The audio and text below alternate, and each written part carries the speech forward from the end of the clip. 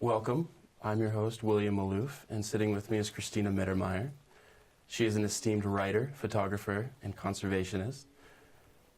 In 2005, she founded the International League of Conservation Photographers in order to amplify the voice of those who are trying to bring awareness to environmental and cultural issues. And then in 2015, she and her colleague Paul Nicklin established Sea Legacy, a nonprofit, in order to bring light to issues affecting the world's oceans.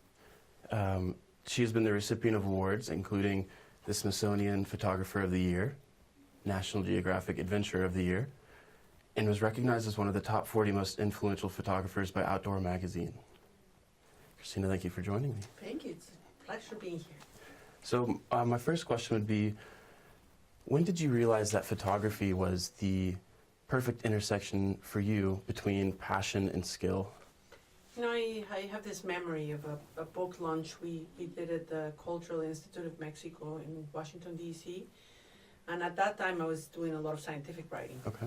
So we had published a beautiful book that had all these incredible scientific data talking about conservation hotspots. Mm-hmm. And people were looking at the book and just kind of browsing through the pages, but it was illustrated with beautiful photographs. Sure. And it was the first time that I ever published a picture. And when the person that I was with stopped in that picture, he immediately wanted to talk about the photograph. And I thought, isn't that interesting? Sure. You know, that he hasn't asked me a single question about all these The data. labor.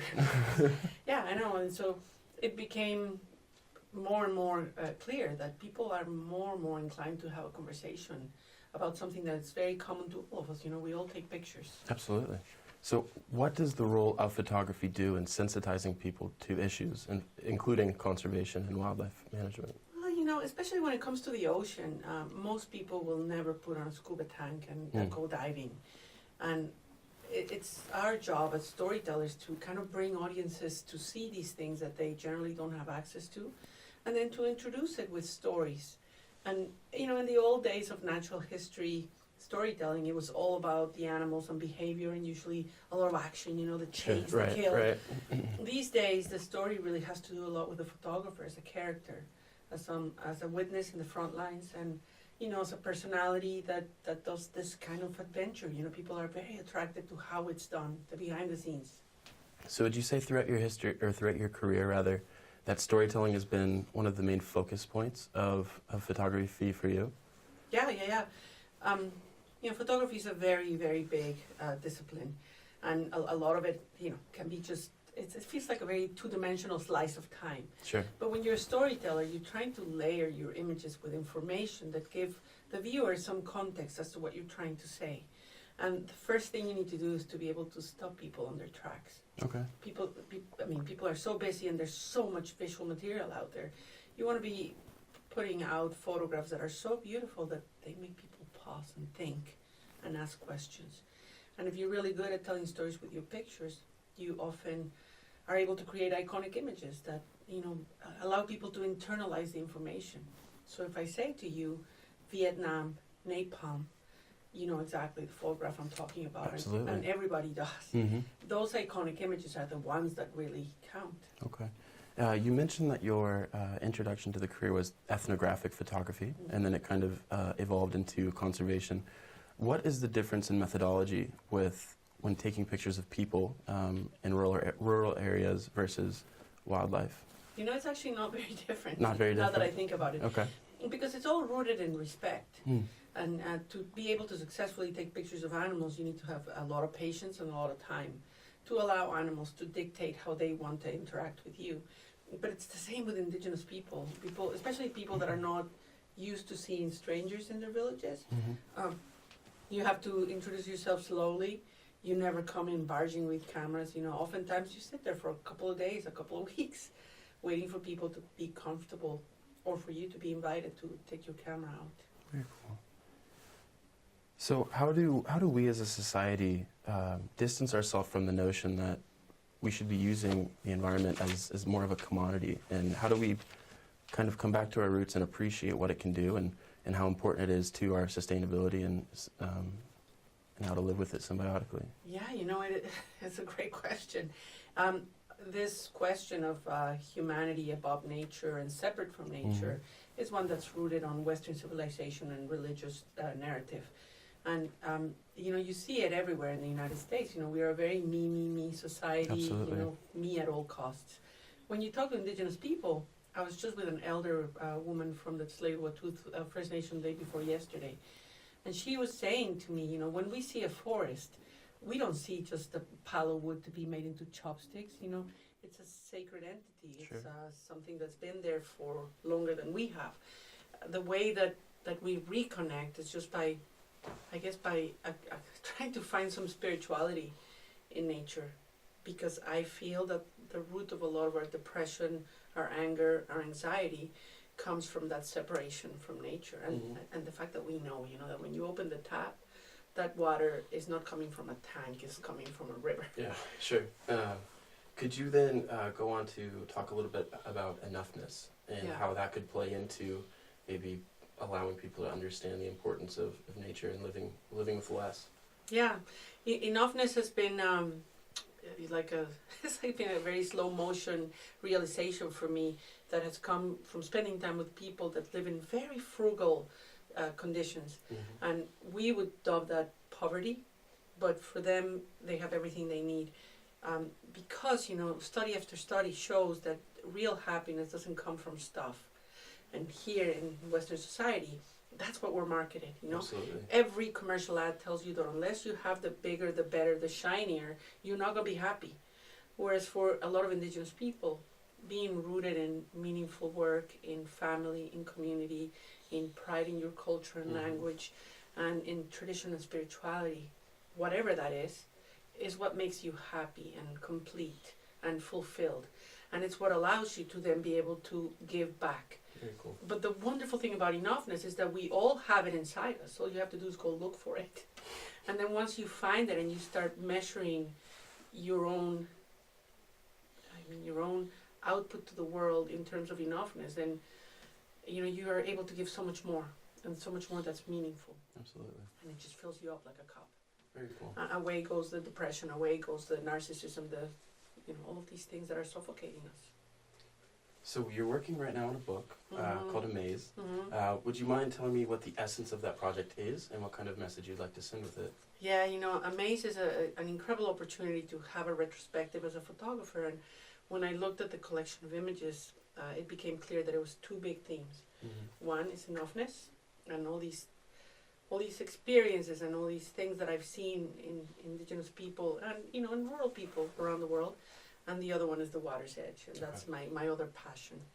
And so the book is divided into these two big narratives, and I'm really proud of the way it's coming along. Comes out in June. Okay.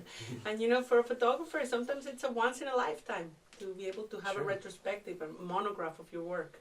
So there will be a day eventually when you'll be able to pass on the crucible to other people who are wanting to get involved with conservation and environmental sciences. What do you hope your legacy will be when that day comes? One of the first things that I observed when I came into photography was that there's this cult of the photographer. Okay. And it was difficult as a young person and as a woman to kind of break into that world of, the big dinosaurs, the big famous photographers.